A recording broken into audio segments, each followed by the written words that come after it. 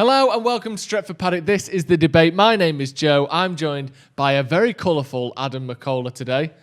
Lovely fancy pattern on that. Yeah, it's nice, isn't it? Yeah, it's really nice. How you doing? Like an 80s goalkeeper. It is. Very 80s goalkeeper. I love 80s goalkeepers. How you doing today? I'm all right. How are you? Yeah, I'm doing very well. We're going to be debating. What we're going to be debating. You tell the people at home what we're going to be debating today. If you could pick one signing, just one signing out of these two names that we're going to bring you. In fact, you already know the names. It's the big boys, isn't it? It's the big boys. Mate. Yes. No messing like about. Erling, a man like Jadon. Man like Erling, man like Jadon. Jadon Sancho Mm-hmm. and Erling Haaland. Yeah. Erling Manland, I think you've got a subscription for that website. But we're going to be discussing Erling Haaland, Jadon Sancho, who United should sign. It's the two biggest names we've been linked with, basically, for about 12 months. I mean, Sancho even longer, maybe 18 months we've been linked with him now. 24, it's 36 been ridiculous. months. It's been a long, long time. These are the two big names United are linked with signing. These are the two names that are going to continue. These are going to rattle on all summer, probably. But we've got to decide, and you at home have got to decide who United should sign. I think it is because we ain't getting both of them. We're not getting both, but I also think it's important that before me and you go anywhere into this conversation, into this debate, that we do say, like, I want both. I want Haaland. When you say Sancho. both, you mean either? Yeah, like I wouldn't, I'm not against Haaland, I'm not against Sancho, but it's clear, or it feels obvious to me that we're not going to get both anyway, or at least not in the same transfer window. Yeah. So there is probably a decision to make. There is a decision to make. And like I said, we may get one, we may get the other. We almost certainly won't get both. We might not even get either, let's be honest. And I'm sure people in the comments at home will be saying that. But there is a chance we get one of them. We do know United are interested in Haaland. Every newspaper outlet, every basically journalist that I've seen on Twitter, online, speaking about the inside knowledge they have of Manchester United know Ole wants Haaland. United are going to try to get Haaland this summer. And of course we know, based on everything we went through last summer, anyone who was watching the channel or watching basically any form of United content will know United were going hard after Jadon Sancho last summer. Fabrizio Romano basically got about 1 million followers on Twitter telling us about it. So let's get into the players. Let's start with Jadon Sancho because we'll give him the starting credit because we've been linked with him the longest, which I think is a fair way of doing it. Yeah, I mean, Jadon Sancho, obviously, I think we've been linked with him since he left Manchester City. Pretty much ever since he left Manchester City, we've been linked with him. Last season for me, it was amazing. I think only Lionel Messi got more goals and assists than him combined. And I think for a young player, like his birthday was last week or like recently. Yeah, not long ago. And I remember looking at it and thinking, nah. Yeah. And the rest. He's just turned 21. No way is this guy 21 years old. You know what I mean? And when you look at the numbers that he's putting up last season, this season, double figures for goals, double figures for assists.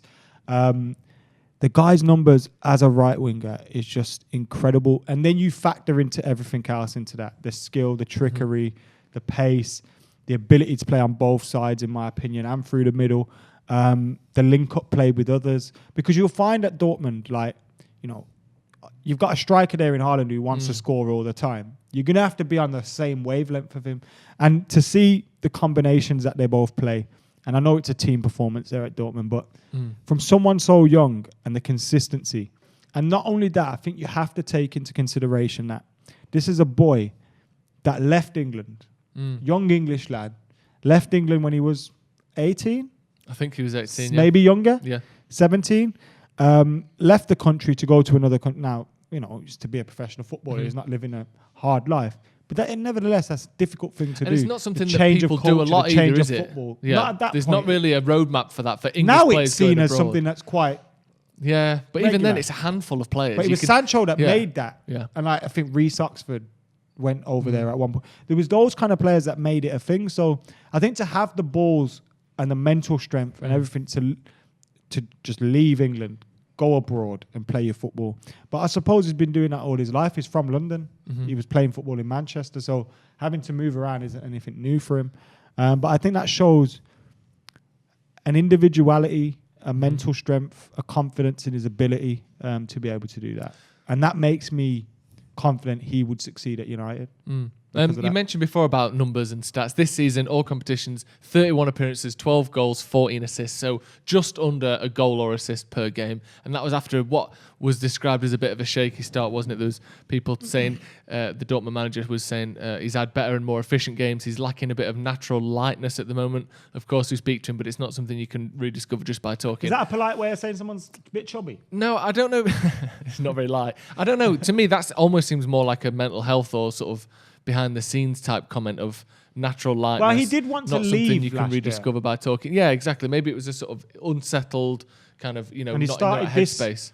He started this year, didn't he, with missing training sessions? And yeah, so there was a few things in reference to is his attitude a problem and all that kind of stuff. And I think that's just something that happens when a player has in their mind, I'm gone, and then they're not. That must be. It's like, I don't know. You remember when you was a kid, your mum would be like, we're going park on this day. Yeah. And in your head, you're like, we're going to the park this day. No way this could ever change. It's going to be mint. I'm going to go on a spider web thing. It's going to be amazing. And then on the morning of it, we're not going to the park today. Yeah. Like, they could do anything. Like, you could get all the movies you want to watch, the toys, but that day ain't going to be as good as you want it to be because you're not going to the park. And he never got to go to the park. So he's going to have that, grow up, suck it up, accept it. We'll go park tomorrow. And you're talking about his age before. You're talking about his age. He's created 58 chances this season, which is the most of any player aged 21 or under in the top five. His numbers are dumb. Top 5 leagues in Europe. So for his age, it's ridiculous. His stats are ridiculous. Yeah, and again, that is after what was considered a bit of a slow start to the season. He's a brilliant player, obviously. And the thing with him is, or what I should say is, for you, is it a bonus that he's played in Manchester before? Like, obviously, he was at City. I think it's a bonus he that he's knows English. the City. But do you just think that's, whatever? That helps, doesn't it? Well, in terms of settling in. Yeah, I think it does. Maybe you've already, some of his family still, I don't know what his family situation is like, so I'm speculating, but you just expect he knows the area, coming back in, being able to find a home. Like, it should be quite comfortable for him. And even things down to a personal trainer he might like in the city or a fitness coach or whatever. I think those things will help. I think though, being English, being like, okay, he's not played in the Premier League, but he is an English player who's been schooled in England. So he'll know about the physicality, the pace, everything of the Premier League. And I think that is something which makes it more appealing, that you get in a player that it's less of a risk for me. That is aware of the league and stuff. I'll mention this because we will mention the same thing when we go on to talk about Haaland. Sancho's England form hasn't been really close to as good as he has been for Dortmund. I don't care. Does that bother you? I know obviously from a wanting England to win perspective, you might not be asked. But in terms of when he's actually playing with Premier League players, generally speaking, for the England team, he hasn't really shone the way he does for Dortmund. Does that bother you? Do you think that may be a problem that he has to overcome? I think it's different styles of play. Right. I think I'm not a fan of Gareth Southgate. No. So that's always going to be a thing for me. Where is it to do with him? I just don't. You don't worry about that at all. Me. Nah. And finally then, before we move on to Haaland, let's sort of place him in the United squad. Obviously, he's going to be playing on the right-hand side. At the minute, compare him to Greenwood, compare him to James, compare him to Rashford. He's got 2.1 shots per game, which is very high, by the way, for a winger. Only Rashford on that list has got more in 2.2, but we know Rashford shoots a lot, and he's almost got the same amount of shots per him. 2.8 key passes per game, which is pretty much, more than double anyone else that we've got there. The big thing for me, I know you're coming more to the crosses, Say the more next dribbles. Say the crosses stat. 1.1 crosses per game. Greenwood's is 0.2. Dan James 0.1 and Rashford 0.1. So he's crossing it 10 times more than those guys. This is how much times do I say, bro? And people always say, "Oh, you're making excuses and all that." We don't create no chances. We literally don't create any chances. We don't create them.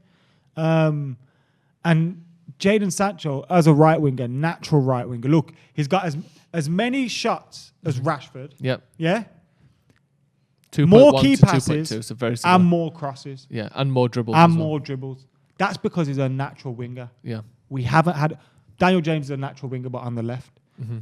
We haven't got that. Maybe Amad Diallo, but still, that's a question mark. For me, Jadon Sancho removes those question marks and he'd come in and he'd hit the ground running. And you would just chuck him straight in, right-hand side, right-hand first side, team, no problem. Mate, right-hand side with Sancho, Left-hand side with Rashford. Through the middle, you've then got Martial, Cavani, or Greenwood. Or maybe. Or Greenwood. We're going on to this fella, but Greenwood then can come central, do you know what I mean? So it helps him out as well. Yeah, I mean, I don't think there's any doubt he'd be a first-team star for United. I mean, if we're going to be paying what looks to be in the region of £90 million for him, £100 million, then he's going to have to come in and start straight away. One thing that has been mentioned with him quickly before we do move on to Haaland is that fee, which was, they wanted 120 million quid last summer, didn't they? That was basically almost unanimously reported that was the case. It seems as though they may have dropped some of that expectation a little bit with the fact that they're currently 5th in Bundesliga, with the fact that, he's a year further down the line of his contract, with the fact that we've had another COVID hit year of finances for all the clubs. It could well be 25, 30, 40 million less than that now. So that maybe is one sort of thing in Sancho's favour. He's probably going to cost 30 million less than he would have done last summer. Right, let's move on to Erling Haaland then. You're talking there. You're trying to find a man to go up front for United. You're going Rashford on the left, Sancho on the right. Or who could it be up front? Well, here's who it could be. Erling Haaland, right? All competitions, 31 appearances, 33 goals, and 7 assists as well, which I think would make him United's 3rd top assister this season if he was in at United. And of course, the runaway top goal scorer. He's had 10 goals in the Champions League this season, which makes him the competition's top scorer, 4 more than the second place Mbappe, Rashford, and Neymar. He's absolutely smacking up the Champions League. In the Liga, in Bundesliga, in the league, he's got 21 appearances, 21 goals, 4 assists, and only 1 penalty as well. So, I'm not someone that particularly buys into the whole, it's all penalties because there's still goals, but he isn't taking that. It's only Robert Lewandowski who's got a better goal per 90 than him. Robert Lewandowski, who's getting a goal every 60 minutes in the Bundesliga. Haaland every 84. Only every 84 minutes. Since his debut, he's got 34 goals in 36 Bundesliga appearances. Let's be honest, he's a goal a game sensational striker, isn't he? He's ridiculous. And I hope you understand what I'm saying here, because it's not a criticism of him. Oh, here we go. It's not a criticism of him. But he doesn't look right. Yeah. Do you know what I mean? This is what you're going to base your argument on. I like Sancho because he looks right. Haaland's a bit weird. Like, you feel like he's kneeing himself in the face. His arms are all over. He doesn't look right. You know them FIFA clips? You know them clips of FIFA just going wrong? Yeah. Like just having mad just glitches. Freaking and the arms just go like and someone's elbow sticking through the head and stuff, and the ref's like that. Yeah. That's him. He's got a bit of that to him, hasn't he? That's him. Like, he's just proper. You can imagine like a FIFA clip on Twitter, like, how did EA get their running animations? And it's just an actual video of Haaland, swinging it all about. But he's just there on the end of everything. And I think the most impressive thing of that for me is a lot of people can say 21 goals and 21 appearances in the Bundesliga. Yeah, cool. 10 goals in the Champions League. Yeah. Yeah. That says it all about this guy. Like, he is, without doubt, a phenomenal striker. He's probably already the best in the world, maybe. Like, he's definitely up there with Lewandowski, I would say. And I put Kane and Lewandowski ahead of him. But if someone if someone tried to make the argument for him, you couldn't really deny it. Do you know what I mean? And he will be up there eventually. I think it's going to be Mbappe and a Haaland who are going to maybe be like the Messi Ronaldo thing in the fighting out the Ballon d'Ors with Rashford and Greenwood. And yet somehow you think he looks weird. He is weird. He looks weird. He is a bit weird. Let's that thing that Fergie said about Jordan Henderson. No. It's got a weird gate, he said. Yeah. Haaland's definitely got a weird gate. He's definitely got a weird gate. Let's have a look at him, some more of his stats then, compared to United, as we did with Sancho. 3.2 shots per game. Cavani's 1.4. Martial is 2. So it's more than double Cavani's shots per game. And it's, substantially higher than Martial's, 50% higher than Martial's as well. 0.9 key passes per game, which again is higher than both of theirs, even higher than Martial, who is a bit more of a creator than Cavani. 0.9 dribbles per game, which is 3 times higher than Cavani, but not as high as Martial. So Martial beats him out on the dribbles, but again, 21 appearances, 21 goals, 4 assists, and our Cavani's got 18 appearances, 6 goals, 2 assists. Martial 22, 4 and 3. These are league appearances. They're also skewed by the fact it's probably the worst seasons of Cavani and Martial's last 7-8 years. True. But that's not also, knock on Haaland, though, is it? It's not, no. And you look at them, it's incredible, isn't it? It is incredible. It's nuts, mate. His stats are just bonkers. It's like, I got a young lad called Ramirez on Football Manager, Right. and he's putting up numbers like that. And you're so proud of And him. I just think, if this was real, we'd all think it's not like it It'd wouldn't feel happen in fake. real life. That Yeah. like he is Football Manager player, isn't it? Yeah. And what is he, 21? This is someone that people discover on Football Manager and go, you need to sign this. 6'5", 21 years old, and I think The he's 21. son of a former player. Son of a so former he's like player. a regen. Yeah. Eventually, Literally down the line a regen. He's 20, Oh, and he's yeah. doing this. He's 21 in July, so he's basically at lab the was end of the he made season. in? What? Which lab was he made in? Well, he's made in Leeds. He's born in Leeds. University of Leeds. So University of Leeds, they got some sort of serum and then put it in a jar. Spearham Just some sort of serum, yeah. from Alfie. Let's talk Alfie about maybe Spearham. the one negative you would have on Haaland. There's a couple. One is weird. he's weird, which isn't even a thing. There's no metric on is he a bit weird? Yes. Let's have a look at one of his weaknesses then. It's been mentioned recently, not scoring for Norway. Now, that's an interesting point because he's not scored in his last 5 games. Turkey, Gibraltar, Austria, Romania and Northern Ireland. He hasn't scored against all these teams. The one thing that you maybe would mention there is that a lack of service more than a lack of finishing? Because You're that may be something. Well, I'm making both arguments, and then I'm going to make my own at the end. You're making my arguments for later in the video. Is he going to struggle in the same way as he has done for Norway because he's not getting the service from Sancho, Marco Reus, whoever it may be, Bellingham at Dortmund, Thorgan Hazard as well? There's something with Erling who else is it? Haaland What's he where called? I think, Blonde guy. where I have this fear. If we signed him, Yeah. I'd be well excited and I'd be focusing on all the exciting factors. But there would be this little thing in the back of my head going, what if it's not real? You know, think what it might if be this fake? is just a flash in the pan? What, like Bass Like- Dust? Yeah, what if this is just, a weird one? Julian Brandt, by the way, is the other one I'm talking about who sets him up all the time. Do you know what I mean? Yeah. And that's the one thing I do have with him. Something in the back of my mind going, this goal's going to dry up real soon. I reckon there may be a thing that happens because the way that counterattacks happen in Germany so often, and the way that you watch highlights of him, he's like sprinting through their defence, just tapping the ball in the back post. Yeah, literally like going through like He that. runs like this. Yeah. And there's part of me that thinks, is he going to have to build the ball up? Is he going to have to build play up more in England? Would he have to have the ball at his feet more? Is he going to look like Hernandez? And we That's looked at my our concern. wingers' stats earlier, bro. We don't create any chances. I know. So this poor fucker. Is he He's going to gonna be be putting Javier up Hernandez? Norway numbers. Great finisher, but can't really link things together. I know he's better than Javier Hernandez, but do you know the style of player I mean? Where you're like, fucking hell, inside the 18-yard box, as good as anyone, but outside of it, A looks, Lukaku. maybe Lukaku. Yeah, maybe Lukaku. But I saw- Lukaku in this Dortmund who team, was he it? would get 30 goals a season easy. Shout out Specs. I think it was Specs. I mean, he's doing it for Inter. No rules. Yeah. Specs Gonzalez. He tweeted, Haaland is the new Lukaku. And I sat there and I went, people are going to cuss him for this. Yeah. But he's absolutely right. And also, what you need to remember is, even though he got sold by United, it didn't really work out. He's still got 40-odd goals in 2 seasons. And he's scored goals incredible every number single place he's been at. He's a incredible sensational player. He's done brilliantly at Inter. He's done brilliantly for Belgium. Like, being compared to Lukaku's no crime. But if he did come to United and he did what Lukaku did, there is part of you that thinks, we've just got another big, bulky number 9. Is this the right thing to do? Girthy. A big girthy number 9. Okay, right, we've talked about both players and a bit more besides. Let's now give me who you think we should sign And why? and why. And you at home as well, of course. I'll tell you why. Go on then. I am saying Jadon Sancho. Bastard. You wanted to say Jadon Sancho? No, I just think you're a bastard. The reason I'm saying Jadon Sancho is because Martial stays. No, I'm joking. It's nothing to do with Anthony Martial. Well, I'm just getting there before the jokes mention come in. Martial though. No, because but this is why I will mention Yeah. him and Cavani and Yeah, yeah. Greenwood in my explanation for. If we remember, I believe we need to sign a striker eventually. So this isn't me saying we do not need a striker, but we need a right winger more than we need a striker.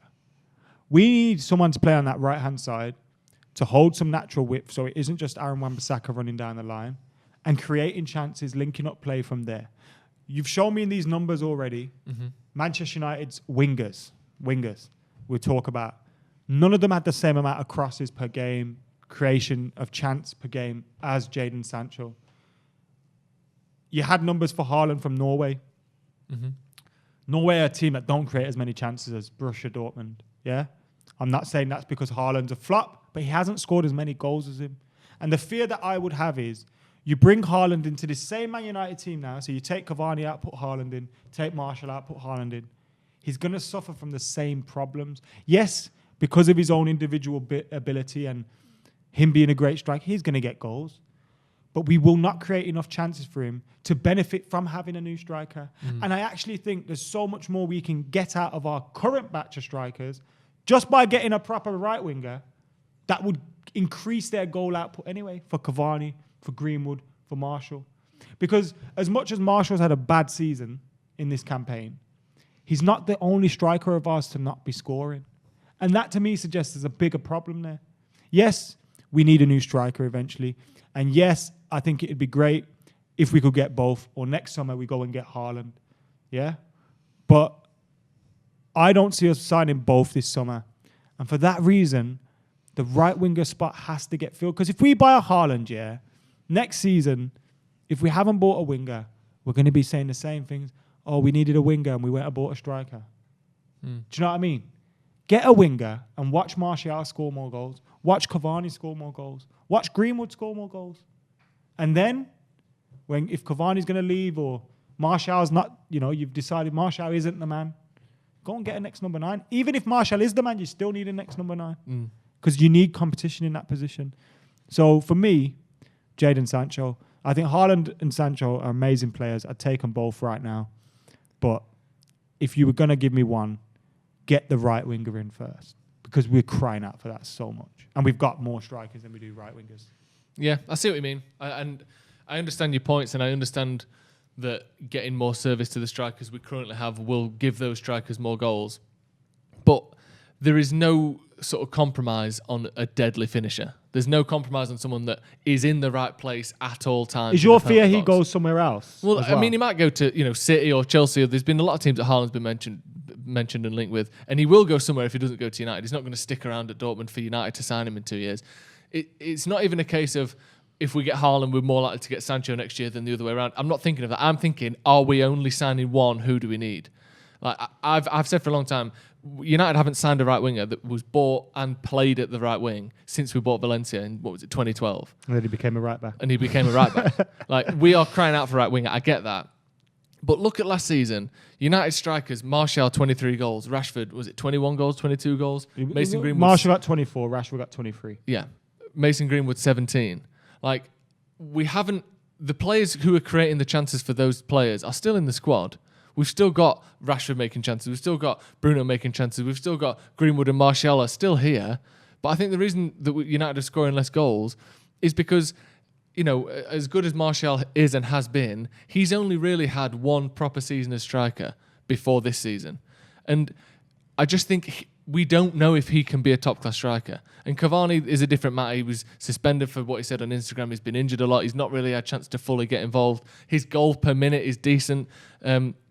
Cavani, but compare him to a 20-year-old Erling Haaland, they're not even in the same ballpark anymore. Like Cavani 10 years ago would have struggled to keep up with Haaland, let alone, now when he's, 33 going on 34, 34 going on 35. I think if United brought in a striker that was a top striker, who is clearly one of the best strikers in the world already, Rashford would be looking for him more. Greenwood would be looking for him more. Bruno would have a pass at the end of his toe when he needs it. Whereas at the minute you look up, it's either Cavani, who's a great player, think we great can movement. get through without a winger though. I don't think Ahmad the one. Well, here's the thing: long term, we need a winger. I'm not saying it's the only position we need to fill, but I think for one more season, we could do Diallo, we could do Greenwood, we could see who else would. See, Dan I James feel that out there. way about.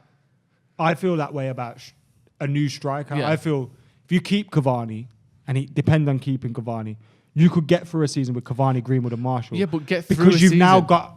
But you're saying the same about the right wing. Do you see what I'm saying? But the difference is when you need someone to score you a goal in a cup semi-final, when you need someone to just win the header at the corner.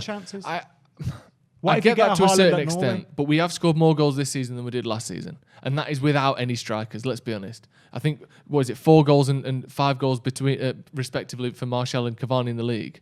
Like, that's not good enough to say we are second top scorers in the league, and up until recently we're the top scorers in the league. We're not. We are struggling to make as many chances as we'd like, but we're not struggling to make chances. Like, we do make a lot of chances, just not maybe as much as we'd like. But you put Haaland in there. Again, look back at the last 2 years. Last summer, or the summer before last, we signed Igalo. After that, we signed Cavani. We're just signing stopgap after stopgap. Ole clearly isn't happy with Martial as the only striker there. I'm not saying he doesn't like him, but he clearly wants someone else in there. And why wouldn't he? You need 2 strikers.